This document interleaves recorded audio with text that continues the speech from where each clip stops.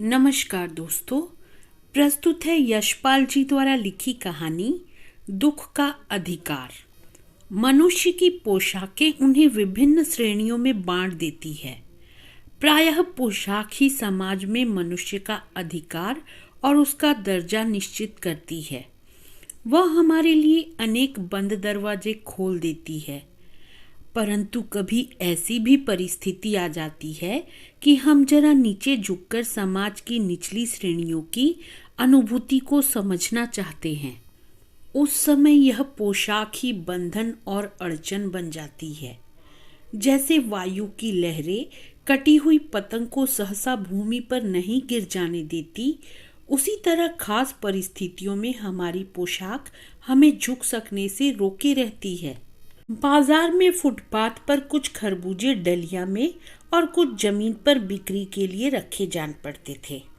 खरबूजों के समीप एक अधेड़ उम्र की औरत बैठी रो रही थी। खरबूजे बिक्री के लिए थे, परंतु उन्हें खरीदने के लिए कोई कैसे आगे बढ़ता। खरबूजों को बेचने वाली तो कपड़े से मुंह छिपाए सिर को घुटनों पर रखे फपक फपक कर रो रही थी। पड़ोस की दुकानों के तख्तों पर बैठे या बाजार में खड़े लोग घृणा से उसी स्त्री के संबंध में बात कर रहे थे। उस स्त्री का रोना देखकर मन में एक व्यथा सी उठी, पर उसके रोने का कारण जानने का उपाय क्या था। फुटपाथ पर उसके समीप बैठ सकने में मेरी पोशाक ही व्यवधान बन खड़ी हो गई। एक आदमी ने घृणा से एक तरफ थूकते हुए कहा, क्या जमाना है, जवान लड़के को मरे पूरा दिन नहीं बीता और यह बेहया दुकान लगा के बैठी है।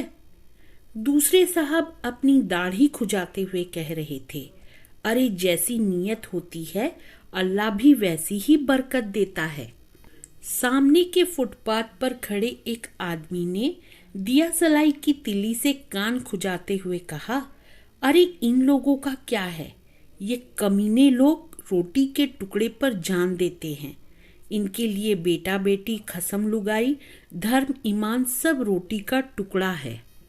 परचून की दुकान पर बैठे लाला जी ने कहा, अरे भाई उनके लिए मरे जिए का कोई मतलब ना हो, पर दूसरे के धर्म ईमान का तो ख्याल करना चाहिए।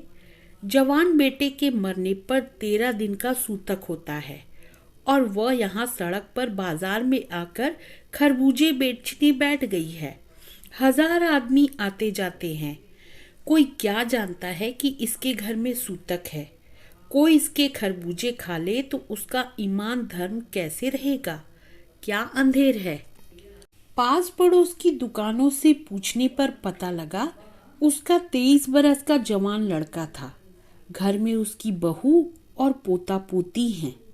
लड़का शहर के पास 1.5 बीघा भर जमीन में कछियारी करके परिवार का निर्वाह करता था। खरबूजों के डलिया बाजार में पहुंचाकर कभी लड़का स्वयं सौदे के पास बैठ जाता, कभी माँ बैठ जाती। लड़का परसों सुबह मुंह अंधेरे बेलों में से पके खरबूजे चुन रहा था। गीली मेड़ की तरावट में विश्राम करते हुए एक सांप पर लड़के का पैर पड़ गया। सांप ने लड़के को डस लिया। लड़के की बुढ़िया माँ बावली होकर ओझा को बुला लाई। झाड़ना फूकना हुआ, नागदेव की पूजा हुई। पूजा के लिए दान दक्षिणा चाहिए। घर में जो कुछ आटा और अनाज था दान दक्षिणा में उठ गया। माँ, बहू और बच्चे भगवाना से लिपट लिपट कर रोए, पर भगवाना जो एक दफे चुप हुआ तो फिर न बोला। सर्प के विष से उसका सब बदन काला पड़ गया था। जिंदा आदमी नंगा भी रह सकता है, परंतु मुर्दे को नंगा कैसे विदा किया जाए। उसके लिए तो बजाज की दुकान से नया कपड़ा लाना ही होगा, चाहे उसके लिए माँ के हाथों के छन्नी ककना ही क्यों ना बिक जाए। भगवाना परलोक चला गया। घर में जो कुछ चूनी भूसी थी सो उसे विदा करने में चली गई। बाप नहीं रहा तो क्या। लड़के सुबह उठते ही भूख से बिलबिलाने लगे। दादी ने उन्हें खाने के लिए खरबूजे दे दिए, लेकिन बहू को क्या देती। बहू का बदन बुखार से तवे की तरह तप रहा था। अब बेटे के बिना बुढ़िया को दुअन्नी चवन्नी भी कौन उधार देता। बुढ़िया रोते रोते और आंखें पोंछते पोंछते भगवाना के बटोरे हुए खरबूजे डलिया में समेटकर बाजार की ओर चली। और चारा भी क्या था। बुढ़िया खरबूजे बेचने का साहस करके आई थी, परंतु सिर पर चादर लपेटे, सिर को घुटनों पर टिकाए हुए फफक फफक कर रो रही थी। कल जिसका बेटा चल बसा, आज वह बाजार में सौदा बेचने चली है। हाय रे पत्थर दिल। उस पुत्र वियोगिनी के दुख का अंदाजा लगाने के लिए पिछले साल अपने पड़ोस में पुत्र की मृत्यु से दुखी माता की बात सोचने लगा। वह संभ्रांत महिला पुत्र की मृत्यु के बाद 2.5 मास तक पलंग से उठ न सकी थी। उन्हें 15-15 मिनट बाद पुत्र वियोग से मूर्छा आ जाती थी और मूर्छा न आने की अवस्था में आंखों से आंसू न रुक सकते थे। 2-2 डॉक्टर हरदम सिरहाने बैठे रहते थे। हरदम सिर पर बर्फ रखी जाती थी। शहर भर के लोगों के मन उस पुत्र शोक से द्रवित हो उठे थे। जब मन को सूझ का रास्ता नहीं मिलता तो बेचैनी से कदम तेज हो जाते हैं।